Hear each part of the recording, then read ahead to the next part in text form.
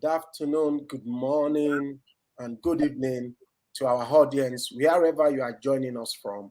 You are welcome to another episode of the Diaspora Global Panel. With me today, I have Chief Tony Heze from the United States, Jude Unwa Okolo from Dublin, and I am Olakunle Lemboye, reaching you from Canada. Today, we have a couple of interesting stories for you.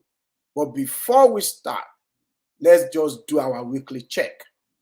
Guys, how are you doing today? Hope your weekend is going well. Yes, Dr. Kunle Lemboye, it's a pleasure gathering again today to touch on critical issues that borders our nation. We are happy to be here. Oh, thanks a lot. I'm also happy to be with you guys. In fact, my weekend is not complete without, hanging out with you guys. Jude, how is your weekend going? Yeah, Dr. Kule, thank you for that. Thank you, Tony, for seeing you here. We are supposed to be outside enjoying the summer, but we still have to come here tonight to share some issues bothering our country, Nigeria. Welcome, everyone. We're here together. Yes, thank you. So today, as we said, we have a couple of interesting stories. We know that 2023 is still the hot topic in Nigeria, with Governor Wike, Governor Ikpeazu, and Governor Ortom, traveling, to the United Kingdom, to meet the three presidential candidates, and then they also met with retired General Olusegun Obasanjo. So the intrigues is hotting up now. We will see what is going to happen. But I think that these guys have some things that will be unfolding very, very soon. But before we touch on the rift happening in PDP, let's just begin with this story that we came across. It's about the former governor of Jigawa, Governor Sule Lamido, who contested in the senatorial primary of the PDP. That is not shocking. But what is shocking is what borders on nepotism. It's in the news that Sule Lamido's son contested for the PDP gubernatorial primary and won. He is the PDP candidate for the 2023 election in Jigawa State. Also, his daughter also contested for the House of Rep and won. So, Sule Lamido himself, Senate, his son, Governor, and the daughter, the House of Rep, they will be contesting in Jigawa. I've tried to confirm these sources that we got this information from. And if we go by what Governor Wike said when he arrived during the press conference, he laid it out. Guys, I don't want to delve too much into this. Please, Tony, what have you found out about this? Please, let our audience hear your views. Our audience, we wouldn't want to just start this episode with such a news. Otherwise, because in Nigeria, everything or anything is possible. It's a country where they don't follow the rules. Some people think they own a state. Some people think they even own Nigeria. Wow. I checked this story out. And from all indication, it is true. Wow.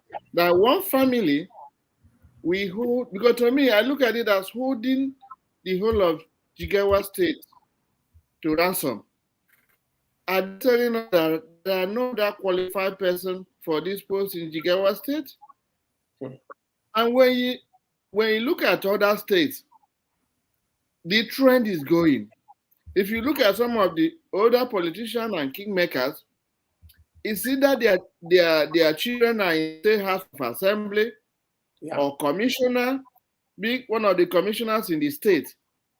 They want continuity from their own family alone.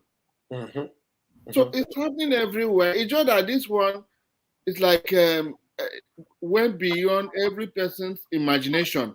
That one family will take up 3 important posts in a particular state and damn the consequence. Well, since we cannot force them down, it is now left for the opposition party in that state to challenge them, talk to the masses, so that the masses will get educated that what this family is doing is wrong. Prove to them that there are other qualified candidates and that these people should not take up all the posts as if there's nobody in Jigawa State. And the same thing applicable to the rest of the other states in Nigeria. Nigerians should shine their eyes. Nigerians should come up to challenging some of these irregularities, because you cannot just keep on recycling only members of your family all over the political offices in the state. There should be division of labor. There should be sharing. There are people who have great ideas. Because they don't have money to contest election, it's not a way of not appreciating the talent they have. These people should serve. The posts do not belong to a particular family or particular kingmakers, because that's why we are having this problem. We have kingmakers who find themselves into cabal. They don't challenge each other because they are doing the same thing. May God help Nigeria. Amen. Amen. Honestly, we should be praying for Nigeria, because the news emerging is not encouraging at all. You know, Jude, before you analyze what is wrong about what Sule Lamido is doing. You know, you remember what happened in Imo State when Governor Okorocha wanted to install his son-in-law. You know, I think Uche Nwosu in Imo State. And the state rose, they refused. Correct. So, you know, I was just reading it and I realized that even, I must say, even the presidential candidate of the APC is guilty of this thing as well, because they said that he imposed his wife as the senator, his son-in-law as something I didn't actually do the research properly, but I know that he has his families in certain, even the governor of Osun, Oyetola, that was voted out, you know, actually is his cousin. So our politicians are guilty of this nepotism, but it's just that the degree, the level of impunity is different, is at a varying scale. Okay, what we have with the former governor of Jigawa, Sule Lamido, to me is a travesty. Jude, over to you. Yeah, you're right, Dr. Kunle. This is an abuse of power. Apparently, I don't think there's a law in Nigeria to checkmate this.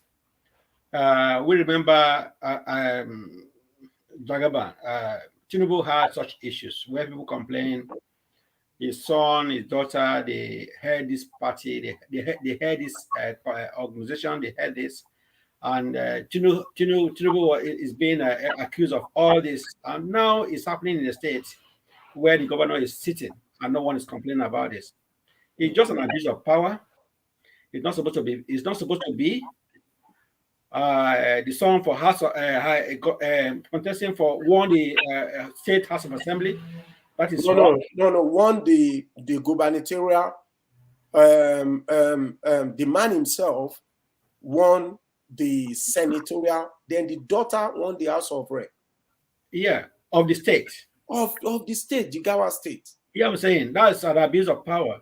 And it happens in Nigeria because there's no checkmate. There's nothing to check such issues. But for we seeing that is we actually know that this is wrong. There's abuse of power involved in this, and INEC would have, if you should ask me, would have investigated this and put this to stop. So we should ask INEC why this is happening. Because if they are allowed to contest for these positions, and INEC give approval for them to go in, so the whole thing goes around INEC. Is there no law to checkmate this? And is it supposed to be? So as we are raising our voice here, we like INEC to investigate this properly, and if possible, reverse the case. Because there's a huge complaint. Even I went to Facebook, I went to online social media, other media. People are complaining. Some said, if you like, I can put you a Facebook post that said, I'll read it to you. Facebook post. One complaint. It says on Facebook. I just want to what one of the posts we read on Facebook said.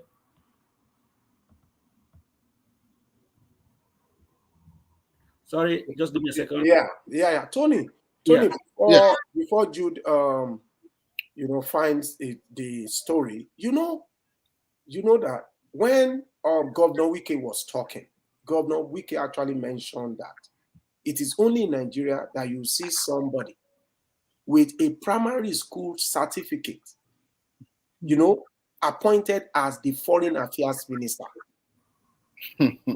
And he was reiterating it. So what I did, I made contact. They said he was referring to Sule Lamido. What? Yeah, would you give me a minute? Let me share this Facebook post. Okay. It says another Facebook page simply identified as Temi Dayo picture posted. The claim was with a caption: Sule Lamido won for Senate, his son won for governor, his daughter won for rep, all under PDP in Jigawa State. If this was Tinubu, some people will visit UN headquarters to submit petition.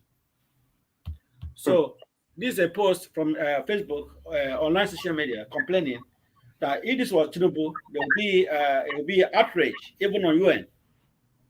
So it's not we here. We're just trying to bring this out to know that there are people who are watching this and they're not happy with it. So INEC has to give us the feedback on this. And you know what? I'm now reading the Nigerian Daily. It says, Wike to Lamido, only in Nigeria will a person with primary school certificate become Minister of Foreign Affairs. Can you imagine this? Tony, I want you to really delve into this because honestly speaking, I am in shock. Yes. I am in shock. Dr. Kunle Lambe, you must understand the genesis of our problem. I don't have the reference, but I was watching a debate as far back as 1956. Wow. Where young people, frequent episode that should be able to provide it, where young people, just like school start or high school students, we are debating about issues in Nigeria. You can imagine that time. And a young man openly said, no, from their upbringing, they were told that all posts should first of all go to Northerners. Wow. That is unless they don't have somebody, that is when they can look for their tribes. And then they showed again another prominent Northern politician reiterating the same trend.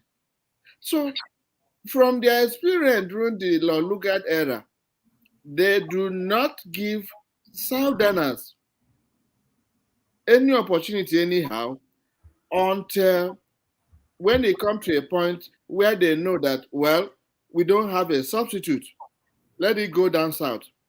So what is going on there is that they believe that Nigeria actually belongs to them. And the same debate, the reason for not allowing Southerners at that time to even participate in some of this is that they believe that North is predominantly Muslims. And that going down south to do anything is like going to do with infidels. With the infidels. So, by and large, but I know things have changed. Yeah. Since that time down now, because we have a constitution that kind of program us on how we run the country. So I'm not saying that the 1956 belief is still here, but it continues in a way in that you don't look at quality. You look at where you come from. Otherwise, how can somebody elementary 6 and the same person you're referring to has been a governor of a state, correct? Yeah. Now he's a senator. So no, I think it's going to be a senator. He won. He won the senatorial. Okay. They don't look at some of these abnormalities. But the good news is that if we are running a good legislature, this is a kind of eye-opener that when we have these lapses, our senators are not that you close the loophole. Yeah, you close the loophole. You close the loophole. A lot of people don't know. People need to know. I don't know what the Constitution says currently on a standard for you to vie for different offices. I don't think the Constitution put a restriction on this. Okay. I think it's a free day. You say you can have all the elective posts in a state go to a single family. I don't think there is anything in the Constitution to prevent this. And then again, say like academic qualification. Because how can you say somebody who has just elementary 6 going abroad as a foreign minister to speak to those who are professors, who are lawyers, who are academic people in high places? So the bottom line is this: let the Constitution. That's why we are clamoring for 1999 Constitution revisiting. So there are some of these loopholes that people are identifying should be put into our Constitution so that the judiciary, where any of these principles are being violated or laws, our judiciary we hold people accountable. Yeah, thanks a lot, Tony. I think you have actually answered Jude's question, actually, about whether the Constitution allows it. Okay. Yeah, I think yes. But it is the duty of the National Assembly to close the loopholes. Just block it. Don't let it raise its ugly head again. Because for me, this is a travesty. And I think our Constitution, would have to be modified to close the loophole on nepotism. Because what is happening, and as you remember, okay, when President Buhari came into power, appointed about 40-something positions, over 2/3 went to the North. And they asked him, he said that it is the prerogative of the president to appoint whoever he chooses. And he said that he appointed those because these are people, he had been working with before. For me, we have to actually rejog the Constitution of Nigeria to block all this. I think we have done justice to this topic. And I think we should just move on to the next. Jude is out. I think he's gonna come back on. He's having a technical issue. Mr. Tony, let's move on to the elephant in the room. Now we realize that Governor Wike has landed in Nigeria. He landed with Governor Ortom and Governor Ikpeazu of Abia State. They are now in Nigeria, and they granted a press conference upon arrival, and they confirmed that pictures does not lie. They said pictures does not lie, and that they actually met with the 3 presidential candidates, and they also met with former President Olusegun Obasanjo, whom everybody knows is supporting Peter Obi. Now, they said a lot of things. When you hear what these people said, can you decipher, decode maybe the body language, the way I know that we still have oracle in Africa. So please be our oracle today. Can you please try and decipher what the body language of these people? What do you think is happening? Because I will tell you, this is what I decoded. I think Wike is done with the PDP because he said a lot of things against them. However, I'm not sure where this guy is going. Over to you, Chief, to know what. Thank you, Dr. Use your wisdom, your elderly wisdom. Most of our politicians, they speak in parables. And oftentimes their body language deceives us. Yes. You figure most times it's not what their body language shows that is actually interplay. This similar meeting happened in 2015. And that's how the government of President Buhari was born. Without that back of the screen canvassing and realignment, the current president would have been on the throne. Yes. So we know that the truth, every person is dissatisfied with what's going on in Nigeria. The only thing is that because most of them have their personal interests, which depends on where their bread is highly buttered, they waste time in standing by the truth. But most of them realize that you cannot survive alone as an island from Nigeria, no matter how wealthy you are. Because the have-nots around you going to make life very miserable for you. Even if you decide to, be sending your children abroad and all that, home is home. You understand? So it's very, very important that we understand that these kingmakers, they always rally around, they always rally around to see the way forward. But how effective that will be, we hope to find out in the long run. And from the gathering, I discovered that the meeting was kind of between the middle belt, the southwest, and the southeast. Although there may be some representative of PDP, but I didn't kind of see enough core northern presence in the meeting. I think there wasn't really. Yeah, very correct. And there was Governor Seyi Makinde as well. I saw him in one of the pictures, especially the one with General Olusegun Obasanjo. Okay, which is PDP representation. But for you to have an overwhelming solution, all parts of Nigeria must be represented adequately in such reconciliatory meeting.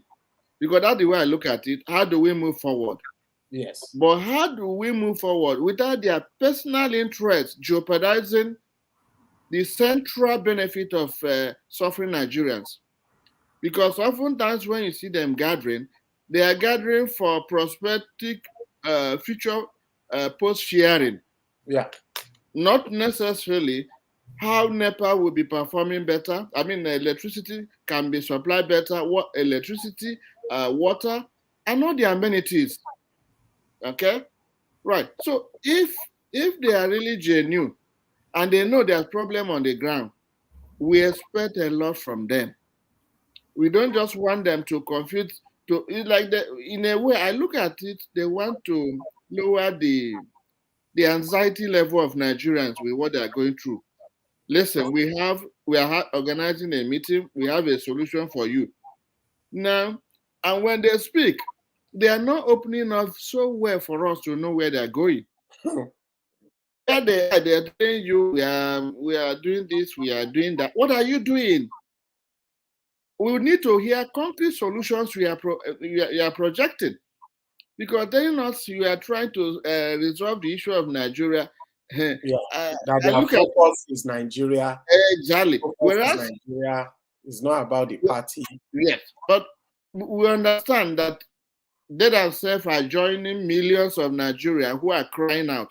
But let it be genuine, not just for their own personal interest.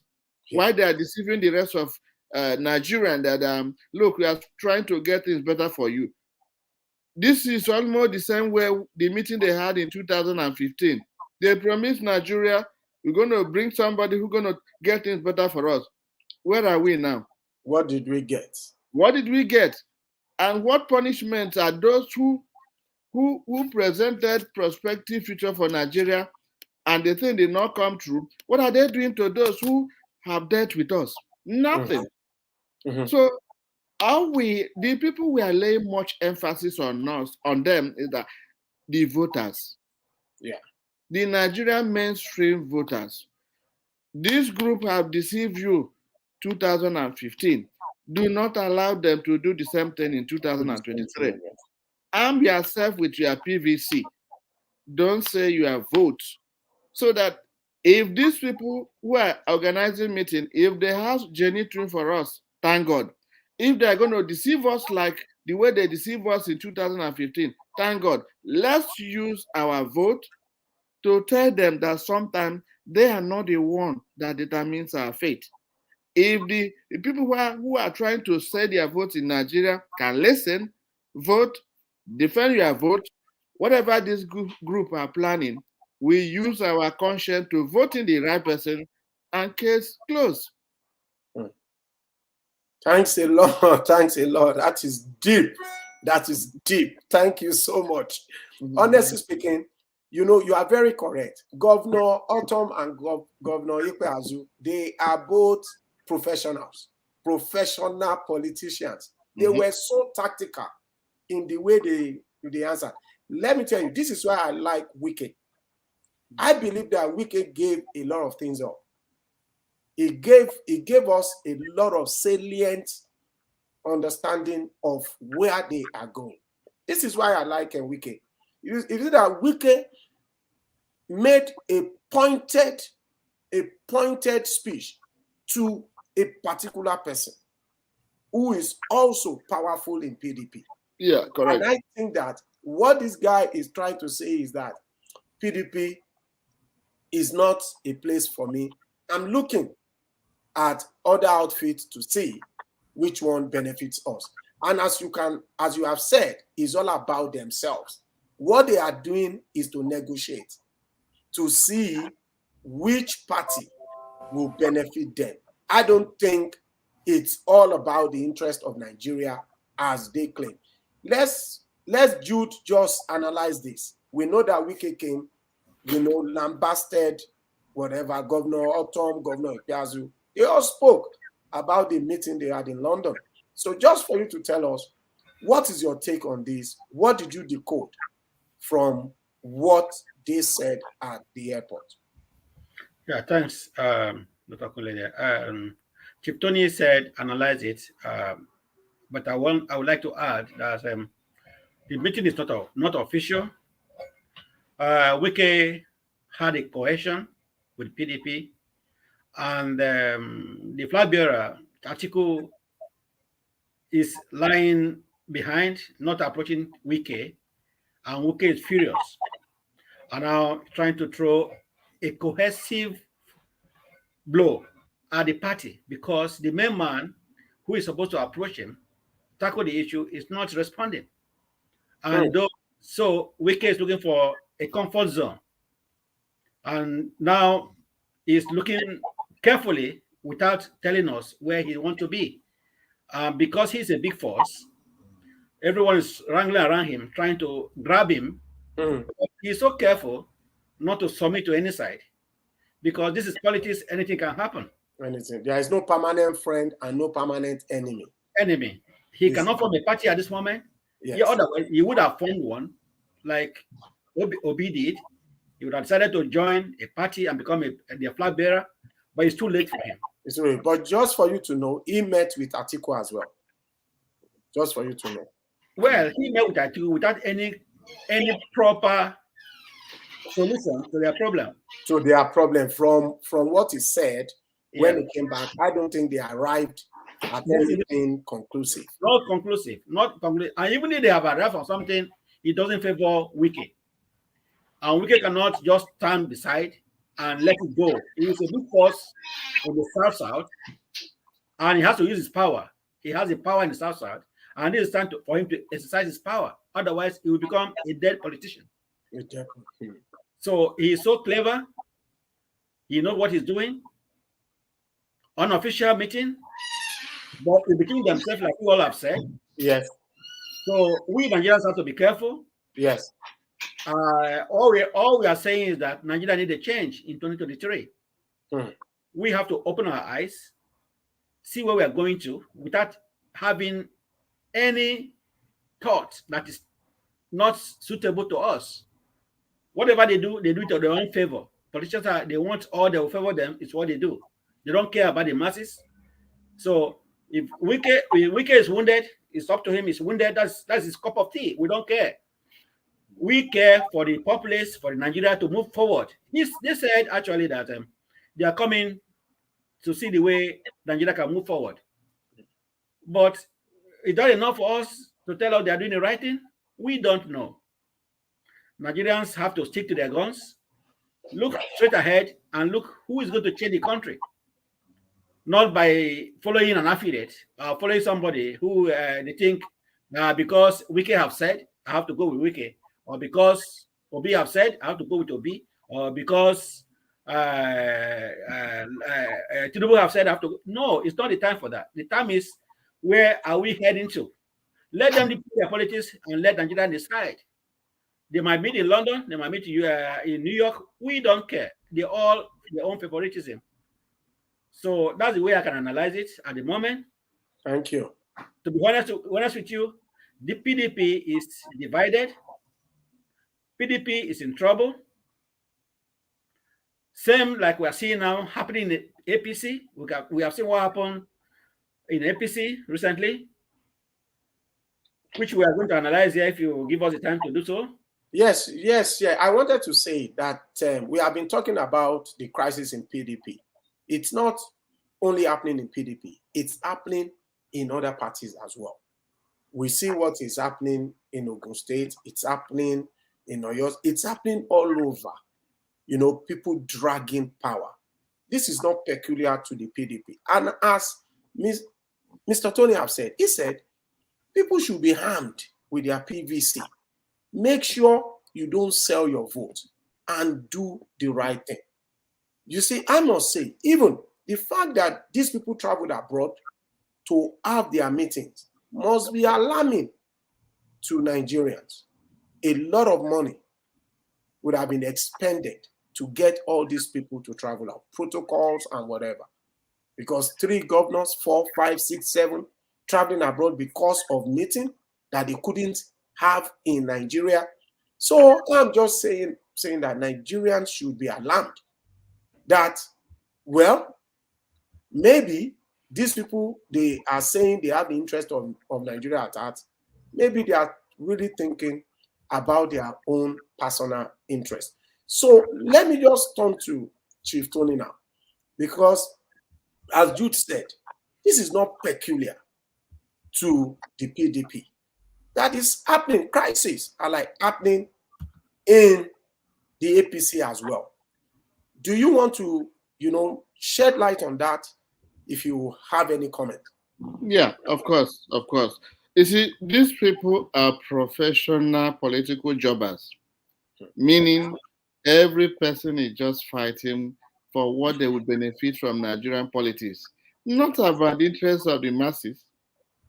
Now, like in Ogun State, the ex-chairman of APC in Ogun State, Alhaji Lemboye, recently decamped, though within the same APC, but it decamped from the camp of Senator Amosun to the current governor. Senator Amosun, on his own part, even when APC has officially nominated current governor Dapo Abiodun for the next 2023 election, he is still struggling that he will unseat him. He will probably in the next election, he will do anything possible to that he doesn't win. Now, do you think they are fighting for Nigerians? Hell no. They are fighting for their pocket because they have no other job than politics. It's like I'm in the healthcare. You want me not to do to present the skills for me to put food on the table? No. This is their own job. Any person who is a politician that does not belong to any profitable camp is done for. So how does he feed the family? How does he maintain chain of dependence, talks and all that? So when they fight, reasonable people in Nigeria should understand. They are just telling you to use your vote. Whether they come from party A to party B, that's not your business because the benefits are not for you, it's for them. And until we realize that in Nigeria, we are not going anywhere. In the United States, you don't hear much of inter-party decamping and all that because their constitutions, their constitution of the parties are very strong. Their own is even two-party system. So, but in developing countries, majority of the politicians are self-centered. They look inward for what will profit them in future, and then at the end of it, the masses kept on suffering administration to new administration. When they are saying all this, you think angels will come down and rule Nigeria. It is the same old group. But when we use our votes, we can tell them enough is enough. Yeah, thanks a lot, Tony. You know what? I'm kind of intrigued by you pivoting there because full disclosure, you actually mentioned my dad's name. So I must say, and full disclosure, I'm not biased, but I can say that my dad, Alhaji Tajuddin Lemboye, is one of the very few politicians that I know that does things in the interest of the people. Okay. So that I must say. Of course, I will be a bit biased, but I promise the audience I am not. No, let me come here. No bias. I know your dad. I know your dad. I know the part has played in Nigerian politics. Thank you. I know he has heard that party to a point whereby for Buhari to be able to be standing in that state, your dad is one of them that made him to be there. Yeah. He engineered the party to that limelight, and even government in the state was through your dad. So that's why I like to mention his name because he's a man of power. He's a man that says what he has when he speaks, it happens. He's a man that puts things into action, and that's why I was even worried why you are here talking with us. I would have loved you to go into but I must say, we all have our passion, you know. I also have my passion in politics, but I believe that this is very vital, what we are doing. We have to speak truth to power. We have to analyze in an unbiased way, just to let our viewers, Nigerians, know that we cannot get it wrong this time around. Tony, thank you for that. And I know that what you have said is completely true. Completely true. Honestly, I couldn't agree with you more. Okay. But I just decided to chip in that because, as you know, now my papa now. So and I'm a true son of my dad. Anyway, I will just quickly add that it's just like over here in the United States, when I want to say certain things, my kids say, "Oh no, don't stereotype. Yeah. All white people are not this way. All black people are not this way." The same thing in Nigeria. All politicians are not the same. Some people they camp, very few percentage of them, like your father. Let's give them 5% of them. They decamp based on principle, not necessarily because among these 5%, they have children who take care of them, who lives in so many places. So money is not their issue, but they have a principle to protect. And once you cross the red line, they don't care how much you pay them. Yeah. They will find their way out. Chief Tony, I said it, that the oracle is still there in our culture. And you have spoken like an oracle. Thank you so much for that. Let's go, because we are reaching the concluding part of today's program. We just want to touch on a story we broke last week about the airlines, the major airlines in Nigeria, rejecting ticket sales in Naira because of their trapped revenue in Nigeria. We all know what has been happening. These guys, they sell tickets in Naira and they need to repatriate this money to their home country in foreign currency, in dollars. However, Nigeria has shortage of foreign currency, so they see their money trapped. Now we realize that, there is relief in the offing. The CBN released $265 million to settle airlines' trapped revenue. In the light of this, we thought the airlines would retrace their steps, would reverse the decision they have made. But no, the British Airways is still insisting, because of these experiences that we have been going through, ticket sales will remain in dollars. The Emirates also. Chief Tony, please, if you can just address it, because I know that we broke it last week. We discussed this in depth, but this is just to give a follow-up that the CBN is acting.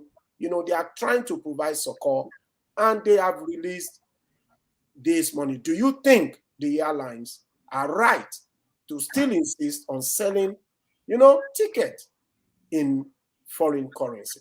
Over to you, Tony. Yeah, thank you, Dr. Lamboye. You see, worldwide, it is not the business people that determines how you run activities in your own country.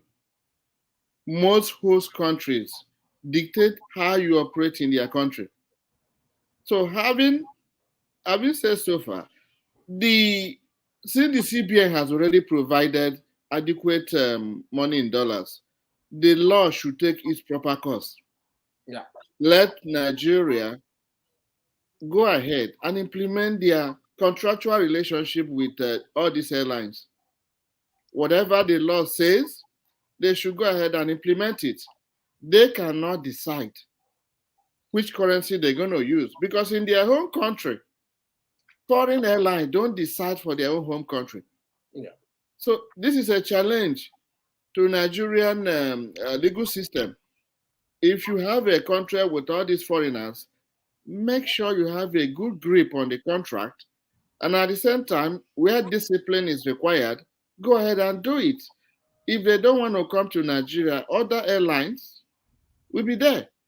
Nigeria is a very large market that most of other airlines are fighting to come in. We are not saying that Nigerian government should be too aggressive against foreign investors, but go with the terms and conditions of the contract. They should not decide for us in Nigeria which currency to use when we have remedies probably for their worries. If the CBN has not acted well, then we can say we don't blame them. But now, what they are fighting about making sure their money in Nigeria long because of inadequate dollars has been taken care of. So they should go by the rule.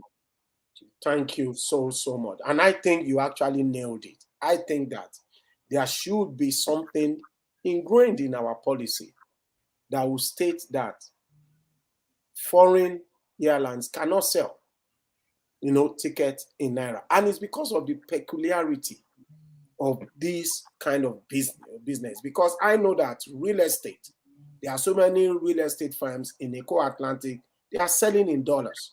Okay, I know that there are so many transactions, even in Eco-Atlantic, happening in dollars. So, but because of the sensitivity and peculiarity of the airline, operations and businesses in Nigeria, I think you are very, very correct. We have to have something ingrained in our policy that will state that, listen, this is Nigeria, this is how we want you to operate. Even if you are not, okay with it, you can leave. Because the British Airways is kind of, threatening to leave Nigeria right now. So, Jude, over to you to wrap up. Right. Thank you. For me, I think it's all about profit. This is business.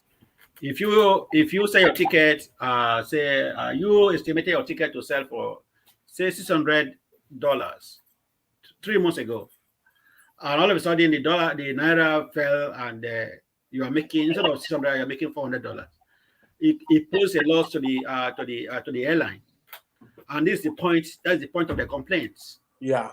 And we should all look at it as if an individual is investing in, if you have an airline and you are in that shoe, does it pay for you? What will you do? What will you do? Yeah, that is another angle. And Tony, what Jude has just said is valid. Yeah. Because as you know, our money is being devalued on a daily basis. Yeah, correct. So with a trapped naira, unless the CBN can actually maintain a specific rate, maybe they have like a government rate that they have set, to ensure that the operations of this airline, isn't affected by the fluctuation of our currency. I think Jude has actually, shared, a very important information there. Right. Yeah. In fact, I agree totally with all of you, because most of us who are living abroad are equally beneficiary of the fluctuating value. That's what that I wanted to say that. Yes. So, but I scaled it back. Yeah, we are not happy with the way the dollar naira exchange is going, because oftentimes the little money you spend comes into larger volume, but the purchasing power at home keep on being beaten up by the inflationary trend. Yes. So, but all said and done, I agree that the value of a naira is biting on foreign investors. Yes. So, Jude, we will still give you the opportunity to wrap up, okay? Because I know that we took it from you. You see, I want to buttress what you said. You see, let me give you an example. Eco-Atlantic. Typically, 2-bedroom apartment is being sold for like 252 million, 260 million. 2-bedroom apartment, Ocean View, Marina View, or whatever, or whatnot. Okay, when people, there's this particular property that I kind of analyzed, because a couple of friends, have investment there. So when one of them bought it in 2014, he paid 252 million, and in dollars it was $700 and something thousand. Wow. The way Eco-Atlantic is meant to be, the signature of all eyes, the best, city in Nigeria, luxurious city, is modeled around Dubai and Manhattan. Okay, and what happened was that these people paid $700 and something thousand dead in 2018.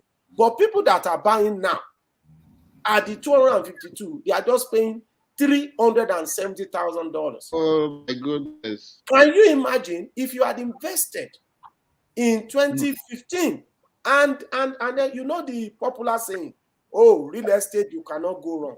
Have they not gone wrong? He had lost over $350,000. So that was why when Jude mentioned it, it just clicked that yes, that's a wonderful, wonderful point. Jude, let us give you the opportunity to close, actually. No, actually, the point I'm saying is that let's look at it at the point of view of making profit. Yes. The British is where I live. The British government, they are so liberal in the sense that as far as they are making profit, they don't actually mind. Which is business oriented. If you are in business and you don't make profit, what's the point of the business? So Nigeria should look into it, and they want to bring money back home. They're not going to bring naira home. They're going to bring them. And if they can't be able to pay their workers, their employers, the employees they have with what they bring home, what's the point launching the airline in Nigeria? So they have threatened to pull out, and if get nothing, they're going to pull out. If they pull out, there will be stress for Nigeria to replace them. Ticket sale will go. What are people? How do you replace them? We have good relationship with Britain. We have been there. They have been with the with Nigeria airline, Nigeria system, this thing for a long time. They have been on the airways for a long time. They're a notable force, being our colonial master, and we are so close to them. So we can't afford to lose the British airline. We can't afford to reach because we are in it together. They are just like us. Yeah. It's just one flight from London to Nigeria. You don't have a transit straight away to Nigeria. So what should we afford? We should look into it. Nigeria should look into it and see how they can help these airlines to retain their workforce, because the point is pay your workers, make profit, and continue. Otherwise, it's useless. No business. Yeah, thanks a lot. Thanks a lot. Is that your closing? Yes. Do you want to say anything in closing? My closing is that we panelists here, I think I should give ourselves a kudos. We are trying to actually push our country forward. We are trying our best. My greatest apologies to Alhaji Lemboye, whom I have blasted. I have blasted APC for many times. I have blasted his party. No, you are good. Yeah. Continue to blast them. Yeah, I know. I have to speak the truth because I know your dad. I know Alhaji Lemboye. When it comes to him, I will speak the truth. But when it comes to the party as a whole, I'm going to bring it out the way it is. Yeah. So if in any way I've offended him through my speech, I just apologize. But I want as well to help us to see how he can make this party better Nigeria. You are patronizing me now. You are patronizing me. Don't patronize me. Yeah, you never know. You never know. Yeah. Our man, Tinubu might become the next president of Nigeria. And Alhaji Lemboye has a big part to play in that next 4 years. So that's why I'm calling him into action. In case it happens, use his skill to bring Nigeria to the limelight, to bring Nigeria to forefront. Yes. I'm just appealing to him because we don't know what's going to happen in 2023. Yes, let me just follow up. Yeah. Yes, let me just follow up by saying that the elders, irrespective of where they are, they must be the custodian of our values. Because these people are elderly people. What else are they looking for? We want, many of them to come out and stand for the truth, because Nigeria is bleeding. We cannot afford to get it wrong again because of our children and our unborn generation. That is me closing. Let me just give Tony the opportunity to close as well. Yeah, I will repeat what I've just said before. Nigerians, get your voting card, get your PVC ready, vote and defend the vote. It's only you that can change the fortune of Nigeria. Thank you. Wonderful. Wonderful. It's only the youth of Nigeria, it's only Nigerians that can change the fortune of Nigeria. To our people at home, please and please and please get your PVC. Your destiny is on the line. The future of Nigeria is on the line. Thank you, ladies and gentlemen, for joining us today on another beautiful, beautiful episode of the Diaspora Global Panel. I must say this to my fellow panelists. I have enjoyed our time today. This is one of our best episodes. Honestly, thank you so much for coming on here. You see, living what you are supposed to do to actually, join us to dwell on issues, relating to our dear country, Nigeria. Thank you so much. And I pray that God will reward you for what you have been doing, for the, saliva that you have been shedding for Nigeria. Amen. Amen. Thank you, ladies and gentlemen. Please give our video a like and subscribe to our channel.